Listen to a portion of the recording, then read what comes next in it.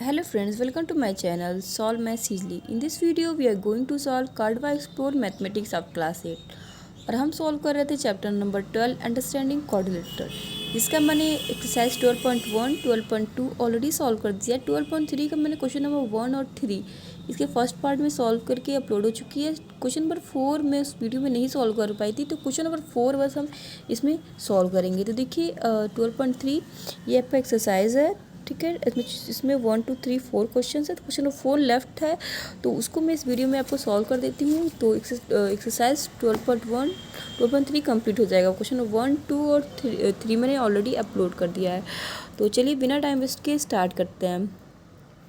देखिए question number 4 को आपको समझने के लिए आपको कॉन्ग्रुएंसी आनी चाहिए। कॉन्ग्रुएंसी आपने क्लास 7 में पढ़ी होगी, तो थोड़ा सा मैं रिवाइज कर देती हूँ। कॉन्ग्रुएंसी क्या होती है कि दो ट्रायंगल एक दूसरे से क्या होते हैं, कॉन्ग्रुएंट होते हैं, मतलब एक दूसरे के सेम होते हैं, उनका सारे साइड और सारे एंगल इक्वल होते हैं, मीन्स एक दूसरे को ढक ले। अगर ये ट्रायंगल इस पे आ जाए, हम मानते हैं ये ट्रायंगल ए है, ये बी है और ये सी है, और ये ट्रायंगल पी है, ये क्यू है, ये आर है। अगर ये कॉन्ग्रुएंट है मतलब क्या है कि सारे साइड इस साइड के इसके इक्वल है और इसके सारे एंगल इसके इक्वल है। मीन्स अगर जो हम कहें कि triangle A B C, congruency का सिंबल होता है ये congruent triangle P Q R, तो इसका मतलब है ए बी किसके इक्वल है, ए बी, ये भी यहाँ इक्वल है पी क्यू के, पी क्यू। ए सी इक्वल है पी आर के, ए सी इक्वल किसके है, पी आर के। और बी सी इक्वल है क्यू आर के, बी सी इक्वल किसके है, क्यू, बी सी इक्वल है क्यू आर के, इसके इक्वल हम कुछ गलत किए थे। A B is equal to है पी क्यू, पी क्यू ये था, ये ए बी क्या है, पी क्यू के इक्वल है। ए सी क्या है, देखिए ए सी ऐसे है, तो यहाँ भी इसी तरह देखेंगे, पी आर के इक्वल है और बी सी क्यू आर के इक्वल है। और एंगल ए किसके इक्वल है, एंगल पी के। एंगल पी कहाँ है, यहाँ, ठीक है। एंगल बी किसके इक्वल है, एंगल क्यू के। एंगल बी किसके इक्वल है, एंगल क्यू के। और एंगल सी किसके इक्वल है, एंगल सी इक्वल है एंगल आर के, ठीक है। तो ये आपका हो गया कि कॉन्ग्रुएंसी। अगर ये कॉन्ग्रुएंट है तो कॉन्ग्रुएंसी के 4 प्रॉपर्टी हैं। पहले तो हम एस एस एस, अगर तीनों साइड किसी एक ट्रायंगल के दूसरे ट्रायंगल के इक्वल है तो भी वो कॉन्ग्रुएंट है।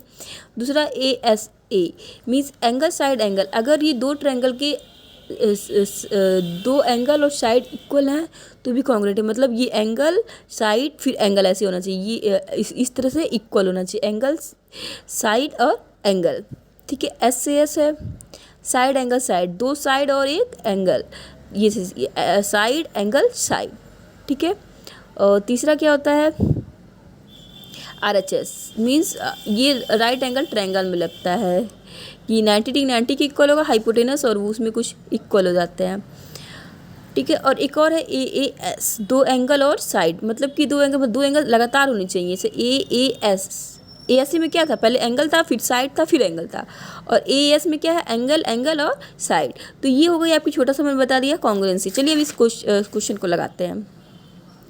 तो बोला है कि एबीसीडी एक रोम्बस है जिसमें कि एल्टीट्यूड फ्रॉम डी, मतलब डी से एक हाइट बनाई गई है ए बी को तक, जो कि ए बी को बाइसेक्ट करता है, ठीक है। ठीक है, जहाँ भी गिरता है तो वहाँ पे ए बी को क्या करता है, बाई इक्वल भाग में बांटता है। Find the angles of rhombus, तो एंगल्स निकालने हैं रोम्बस। तो क्या हमने माना कि जो ए डी की वैल्यू है वो 2x है, सारे साइड इक्वल तो सारे साइड 2x होंगे। तो ये देखिए, इसको मान लीजिए ओ पे ये काटता है, ठीक है, ओ पे ये काटता है, तो ए ओ क्या हो जाएगा, पूरा 2x है तो ये x हो जाएगा और ये भी x हो जाएगा, ठीक है। अब ये x है, ये x है, मतलब A is equal to O B हो गया। अब ये देखिए, ये राइट एंगल है तो ये एंगल इससे इक्वल होगा, और ये क्या है, ये साइड है, ये साइड क्या है, कॉमन है, इसमें क्या है, कॉमन है। तो हम देख रहे हैं कि साइड एंगल और साइड इसमें इक्वल आ रहा है, तो क्या है, ये दोनों कॉन्ग्रुएंट हो जाएंगे। चलिए सॉल्यूशन करते हैं। Let A B is equal to कितना है, 2x, तो ए इज इक्वल टू क्या हो जाएगा, x इज इक्वल टू क्या होगा, ओ बी। अब देखिए, अब in triangle A O D and triangle D O B, देखिए क्या हो रहा है, ए ओ क्या है, ओ बी के इक्वल है, ये गिवन है, ये दिया हुआ है। अब triangle angle D O A is equal to angle D O B क्या है, ईच 90 डिग्री, दोनों क्या है 90 डिग्री है। और क्या है हमारा D O equal to D O, common है, दोनों सेम ही साइड है, कॉमन।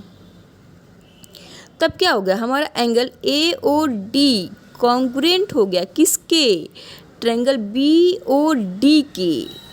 ठीक है, कैसे, किस प्रॉपर्टी से, एस ए एस से, एस ए एस से। देखिए एंगल ए एंगल बी ऐसे इसको लिखने भी सही होना चाहिए, ए ओ डी है तो ऐसे मत कर दीजिएगा डी ओ बी कर दीजिएगा, ऐसे ही लिखना पड़ेगा बी ओ डी।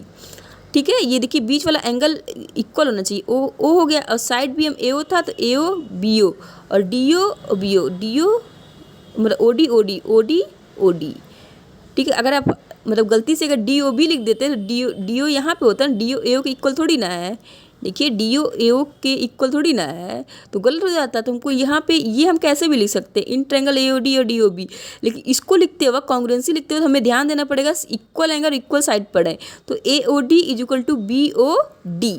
ठीक है, देखिए angle A angle O equal है, डी ओ कॉमन है, डी ओ कॉमन दिख रहा है हमारा यहाँ पे, और A O equal to O B दिख रहा है, A O equal to O B दिख रहा है, तो ऐसे हमने लिख दिया। अब अगर ये हो गया तो ए डी भी बी डी के इक्वल होगा, ए डी किसके इक्वल होगा, बी डी के। ठीक है, ए डी क्या हो जाएगा, बी डी के इक्वल, कैसे, सी पी सी टी से, congruent part of corresponding triangle, corresponding part of congruent triangle. ठीक है, तो ये 2x है तो ये भी हमारा 2x हो गया। देखो अब ये 2x और ये भी 2x, देखिए ये क्या इक्विलेटरल ट्रायंगल बन गया। Therefore A B D is equilateral triangle, is equilateral triangle. हो गया कि नहीं हो गया, ए डी बी क्या हो गया, इक्विलेटरल ट्रायंगल हो गया। अब इक्विलेटरल ट्रायंगल होगा therefore angle D A B कितना हो जाएगा, 60 डिग्री। इक्विलेटरल एंगल हर एक एंगल 60 डिग्री होगा, ये 60 डिग्री हो गया। अब ये 60 डिग्री है तो ये भी 60 डिग्री होगा, अपोजिट एंगल इक्वल होता है। ये दोनों एंगल सी और B, angle C plus angle B is equal to क्या होगा, 180 डिग्री। एंगल सी में पता है कितना है, 60 डिग्री, एंगल बी हमें निकालना है इज इक्वल टू 180 डिग्री। तो angle B is equal to क्या हो जाएगा, 180 माइनस 60 मतलब 120 डिग्री। तो अगर एंगल बी 120 होगा तो एंगल डी भी 120 होगा।